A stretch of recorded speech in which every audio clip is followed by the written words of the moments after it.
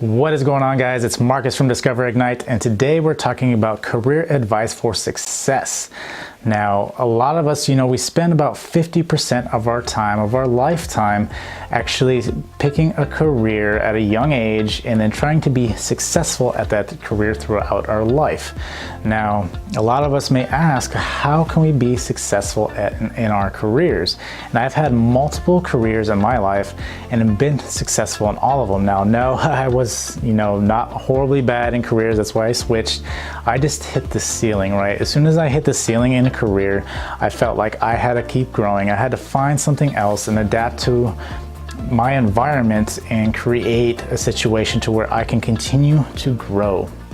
And so a lot of these key concepts that I have found changing careers have helped me through every career that I've had, and I've become extremely successful in every career that I've been. So today I want to talk about these concepts, and hopefully you guys can apply these concepts to your career and see success like I have. Now, the first concept I have for you guys is actually starting from ground zero. Now, whenever you start any kind of project, whether you're new to a career or you're switching jobs, you need to understand that nobody cares about whatever education you have. Nobody cares about your experience. When you start a new project, it is from ground zero. Yes, experience and education will get you to a certain point, right? But once you're actually on the field, it is different, right? You have to understand that you can't go in there demanding respect. You can't go in there thinking that you're entitled to anything, because you are not. You are starting from ground zero. There may be people that have been there for a long time, and I've seen this over and over, where people work a couple months and they're brand spanking new, straight out of the wrapper, and for whatever reason they feel that they're entitled to specific things. And you have to really prove yourself, right? You have to go out there and show people that you know what you're talking about. You can't go in there and assume that people are just going to show you respect. I mean, people will show you respect. People aren't rude most of the time anyway. And people are always, they always think positive about the other person, right? They're not going to sit there and talk bad about them. So to see that you're in there improving yourself and dedicating the time, the effort, and allowing the people to understand that you do bring value to the table, then you will get the respect that you want, you desire, and everything else that's included, right? So remember that whenever you're starting out somewhere new, that it's going to be ground zero. Go in with zero expectations, right? And just trying to build the value. You don't have to tell people that you deserve X, Y, and Z. Show people you're bringing value to the company, right? Show people that you are who you say you are. You do have the value that you say you do, and then they will understand that, and they will actually help you achieve your success by allowing them to see the value that you bring. Now, the second thing I have for you guys is just being accountable, right? A lot of people try to skate by without doing bare minimum effort, right? And you don't want this to be you. You want yourself to actually be able to be that person, right, that they can rely on. You want to be accountable for all your actions. Yes, you may mess up and things happen, right? But as long as you're putting forth the effort, that you're not trying to blame other people, that you are that person that's always consistent about making things right and allowing yourself to be the person someone can call on, right? If the sky is falling, you are right there. You will pick up the slack. Even if you don't know how to do it, you're going to be there until you figure it out. This is the person you want to be. You want to be that reliable person that everybody can call on, right? If you can put yourself in that position and understand that, you're doing it for the company, right? Ultimately, yes, it's for yourself. There is, some kind of, you're trying to help yourself. So you help the company, right? If you help the company, then that will look good on yourself, and it will actually help you advance a lot quicker by being that person. Now, the next thing I have for you guys is when you're joining a team, right? When you first start a team, a lot of people especially nowadays, they have, cell phones. They don't even like communicate. They don't know much about, their coworkers or anything like that. And that's something you have to change, right? You need to actually talk to these people. You need to understand, what do they enjoy outside of work? What are their hobbies? What do they have families, and learn these things, and then, talk to these people and build a rapport with them, and understand and try to find out their strengths and their weaknesses, right? Because the sooner you can find out their strengths and their weaknesses, you know how they can help you, and they know how you can help them. And building relationships is the quickest way to understanding how you can advance, right? Because you know that your team is actually going to tackle problems that much quicker because you know everybody's strengths and weaknesses. So just build those relationships as quick as possible. The quicker you can do it, it does take time. There's many different personalities, and you have to adapt.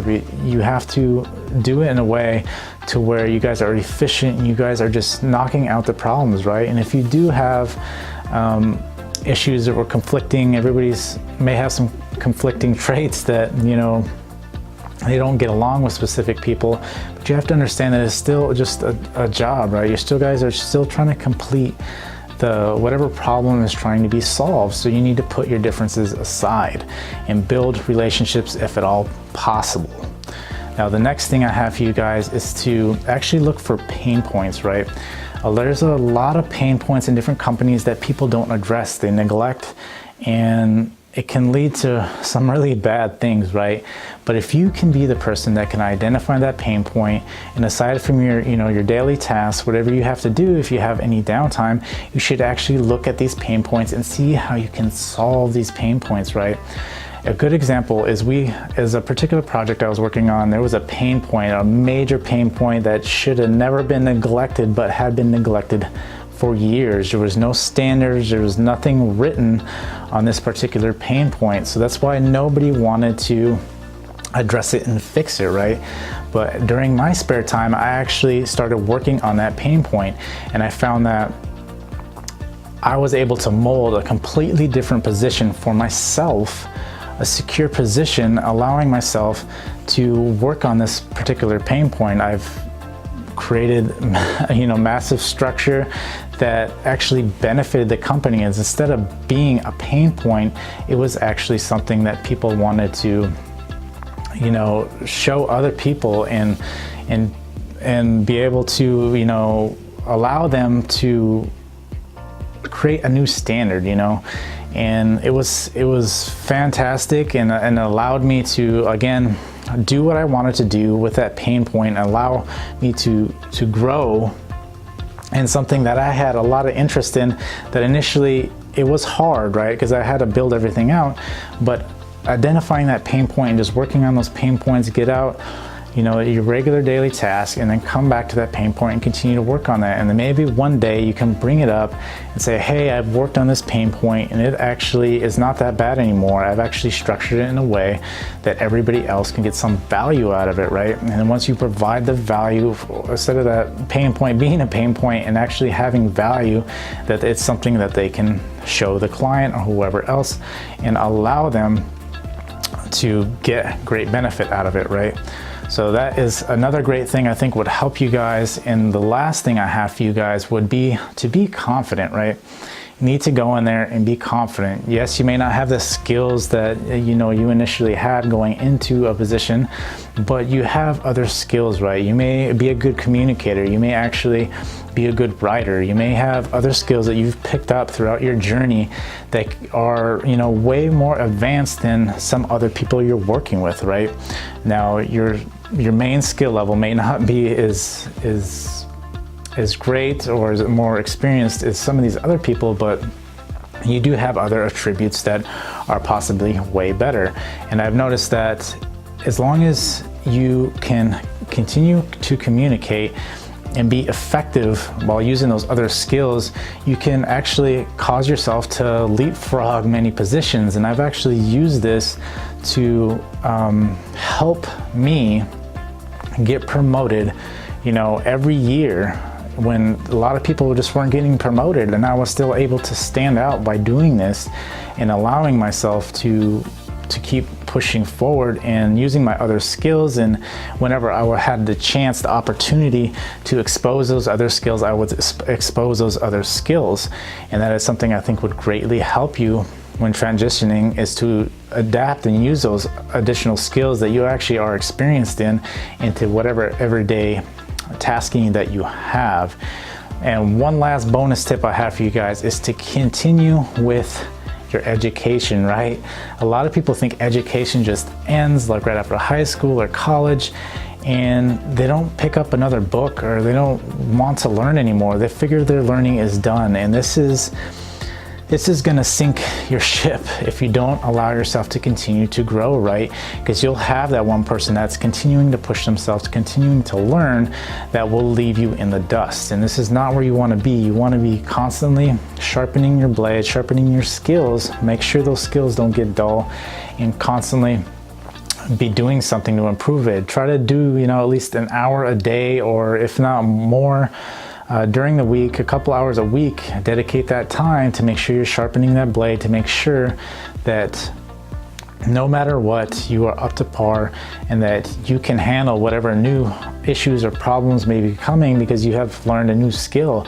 And this is actually easy, especially if you're like commuting in to somewhere, to start doing audiobooks, or reading whenever you can, whatever it is, podcasts, whatever it is. You just want to continue to be growing those skills, and don't neglect it, because it will be something that will definitely sink the ship and not allow you to progress at all.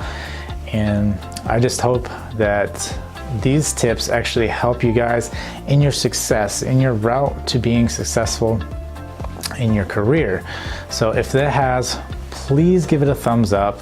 And also, if you want to use any of these concepts, please comment down below. I love to know what particular concepts you want to start implementing on your career to start being more successful.